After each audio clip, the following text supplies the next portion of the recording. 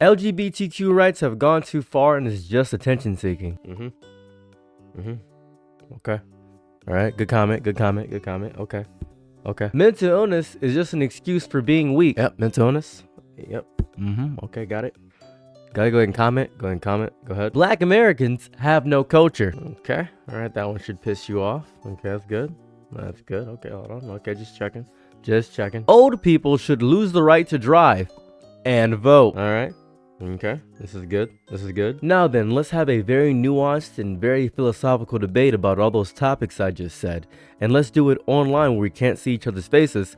And if I make you angry, I get more money. Online debates. I've been seeing them pop up frequently, and I've been watching a lot of bots argue with other bots, and I've been seeing people lose their minds arguing with people that don't exist on the internet. And it's been quite the most amazing thing that I've seen in all my days. What is a debate? A debate is an exchange of ideals where both parties are open to having their mind changed due to evidence and factual statements presented by the other party is basically what a debate is at its core. You see, what we're having online is not debates. You may see somebody get destroyed or annihilated online and they get completely gobbledygook and schmecklegomped, and you say, oh, you got destroyed in that debate. He debated you into the ground. And that's not true. As a matter of fact, if you've ever scrolled through YouTube and saw those 1v20s and thought those were debates, these are not debates at all. They're framed as debates as one person is debating everybody into the ground and changing their minds and destroying them with facts and logic, but that's not true at all. None of these videos in any capacity are debates. I don't think anybody has walked from a 1v20 video and actively had their mind shaped and changed forever. They have not had their frontal cortex folded into a new shape. You know what they've had? Anger. What happens with these 1v20 debates is that they attract each specific echo chamber to their specific camp, and then those echo chambers reinforce their mindsets because they're watching the one person who is wildly competitive and much better than the 20 psychopaths that are gathered around them, and thus it reinforces their mindset that I'm right and they're wrong. I would like to show you something I saw on Twitter. A competitive Pokemon Go player got disqualified after winning the Orlando Regional Tournament due to his celebration. Now, this is insane. If you watch the clip, which is literally just this is how it goes, he is actively winning the tournament, and then he stands up and he celebrates. He just celebrates. He says, yeah, all right. That's what he does. That's the entire celebration. What you just witnessed right there, this to that, is the entire celebration. That's how short the clip is. And then he proceeds to shake the hand of the person. That's it. That's the entirety of what happened. That's the whole thing. Now, you may be saying to yourself, whoa, he got disqualified for that. Everybody agrees that that's insane and crazy. It doesn't matter how insane your take is. It doesn't matter how correct you are. Somebody will agree or disagree no matter what. Winning is not about celebrating. Hope he realizes that joy is not what competition is about. This is obviously an insane thing. You can tell by the blue check mark right here and the copious amount of followers. He says he's a writer for Meat Canyon. I'm not sure what he's going on about. I hope he's not. That's a little bit insane. This person is a psychopath indefinitely. I'm not sure what he's on about. Now, he could be goofing and joking. Who knows what he's doing? But this is a little bit insane on every front of the word. I could go through and find hundreds of examples of something that is definitively true, such as 2 + 2 = 4. And people will debate that because they will debate the concept of imaginary numbers and the concept of what plus actually means. The goal of an online debate isn't to get somebody to agree to your side. It is simply to inspire hatred and vitriol and say the most inflammatory thing so people click on it and it gets you more money. That is what this has turned into.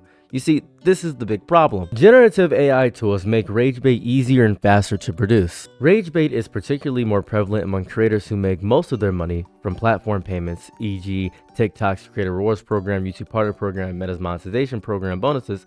These influencers receive a share of the advertising revenues that their videos generate. The more views they get, the more money they receive. For all creators, all publicity is good publicity. It doesn't really matter whether your engagement is positive or negative, as long as users watch their content and interact with it through comments and shares.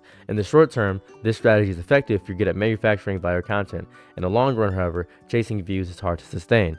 This is the mindset of creators. They want to make money. Have you ever seen a video of a kitten or something nice and something beautiful and you don't comment on it, and then you say, that was a nice video? You don't even like the video. You just think it's nice, you keep scrolling past. Or better yet, you're watching a video and it's outstanding and you're not subscribed to the person or liking or commenting, much like with this video, but you enjoy the person and you don't know why you're not doing any of those three things, but you just don't have any reason to, because they're not invoking any emotion in you. One thing they teach you, if you've ever had a lawyer, is that people don't remember how things happen. They remember how things felt. Whether you're a man or a woman doesn't really matter. All humans in totality, us as a Homo sapien creature, are a very emotional creature. So when you have content specifically designed to make you pissed, it invokes a much more visceral and angry reaction. Hence why the title of this video is probably something defamatory to make you click on it. This is where the grifting comes into effect, where people will grift just to get money because it pays in dividends. You can see this what many people call slop tubers, where they just address crazy amounts of drama. For instance, we have Jamari here, who says, oh, she's done, the dirty business, and all these videos get crazy amounts of views. This situation is crazy, it's over, the end, it's over, life ruined, it's over, leaked response. And these videos will generate a lot of views over and over again. Now, even your favorite content creators are not against this. You see videos such as Huge Loser right here, which generated 19 million views. Or this YouTuber is slowly destroying himself for views, got 16 million. This is about Nikocado Avocado. And pretty much all of the bigger content creators, if they want to stay relevant, they just talk about content that makes people pissed. That's all they do. Sneeko is horrible. He's a bad person. My response to Nikocado Avocado, angriest comment thrown on YouTube. This is how it works.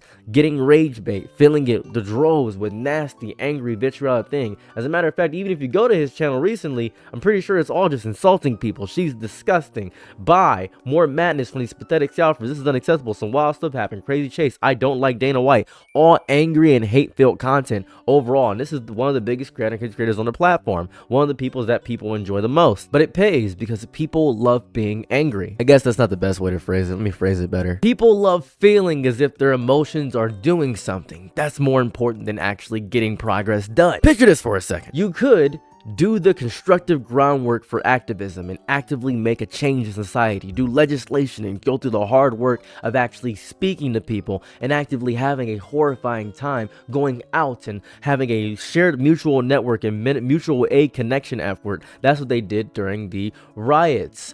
Oh, no, they didn't do that during the riots, did they? No, they didn't do that during the riots of George Floyd. No, the protests of George Floyd. They didn't do that, no. I apologize. They did that during the Montgomery bus boycott. Remember that? Rosa Parks, all that jazz. You remember Rosa? You remember Rosa, right? Or alternatively, you know what you could do? You could just say, I hate you, you're a bad person. If you don't agree with me, you're a bad person, and I hate everything you stand for. Because that's really easy. We have this problem in common day society where we choose the easiest and most simple solutions for a lot of our problems. We simply want the easiest and most simple thing to coalesce and make our brains feel good, because if we're angry towards something, we're all collectively angry, at least we're together, because we're a very social creature. That's how we operate together communicatively. We want to have our neurons crossfire and make sure we connect with somebody. And a good way to connect is being emotional. The same reason why when you make eye contact with somebody, you feel a strange bit of, I don't know, provocative tension. It's make you a little bit aroused because you have a danger sense, because you're making eye contact with somebody, and eye contact usually is an indicative force of predator behavior. I'm not saying you're a predator if you make eye contact. I'm saying make eye contact with a dog and he starts barking at you, or make eye contact with a cat and then they'll be on alert. It's animals' instinctual variety of how they operate is when they make eye contact with somebody, they often get their alerts more tuned up. Don't make eye contact with a wild animal, by the way. Please don't do that. We work with our right brain a lot, or more so our left brain a lot. Which one is it? Left brain, work really hard to my inevitable deaf brain. That's the one that's logical and reasoning. And the one that's actively thinking about Oreos and nonsense is the one on the right brain. But they're both coalescing in the one creature, a contradictory nature within one body. That is how we operate. We are very logical. We will use our reasoning to do things. You may very well know that if you stay in bed all day, you're actively going to lose your mind and you're actually going to hate yourself yourself and you're not going to clean your room, and you feel better when your room is clean, but it doesn't mean you're going to clean your room because you don't feel like it, despite the fact you know you'll feel better when you clean your room. You can have all the information and logic you want to. It can be there, right, presented in front of you, but it's not going to help you. That's my big issue with online debates in totality. They're not there to inform or make you feel as if you've learned some new information or to get somebody to understand your viewpoint. They're there to reinforce a bias of an echo chamber. That is all it does. It is just arguments over and over again. That's why I get so infuriated when I see debates. And that's why I'm going to start debating people live on my Twitch for no good reason. And I'm just going to show the accuracy of nonsense that debates total overall. Total. I'm thinking of the word rotel dip for some reason. You ever have rotel dip? I'm thinking of rotel dip right now. I'm very hungry. An apple a day keeps the doctor away. I don't trust male gynecologists. I just don't trust male gynecologists. Don't know where that thought came from. I just don't trust male gynecologists at all. Anyways, I'm not going to tell you to not interact with rage bait. As a matter of fact, I'm going to encourage you to interact with rage bait harder because it gets more comments on my YouTube videos. And I'm simply a shill, and I'm here to actively manipulate you. I'm not sure if the reverse psychology is going to work. I have no idea. I don't know if it's going to work, but I am not going to reinforce anything. I'm not going to be the voice of reason in this entire storm. I refuse to do that. I'm not going to pull you out the tornado. I'm going to let your arms get torn asunder, and you're not going to be going home, Toto. I'm gonna make you go to Oz and bring you down with the Oompa Loompas. Why did I say Oz and Oompa Loompas? Oz, there's no Oompa Loompas in Oz. That's Willy Wonka.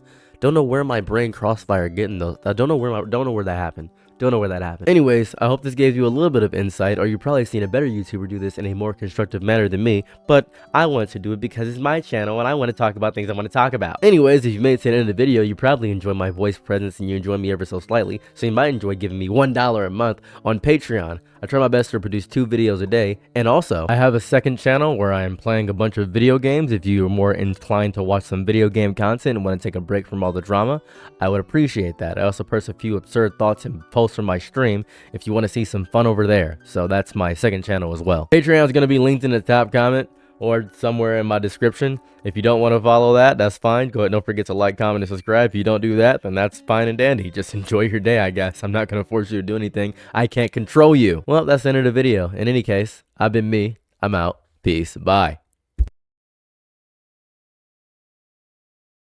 I'm your Nick at night, be my loyalties low. Ooh, happy to try what you need. Your world, I love to live in it. Ooh, I love the ride when you're free.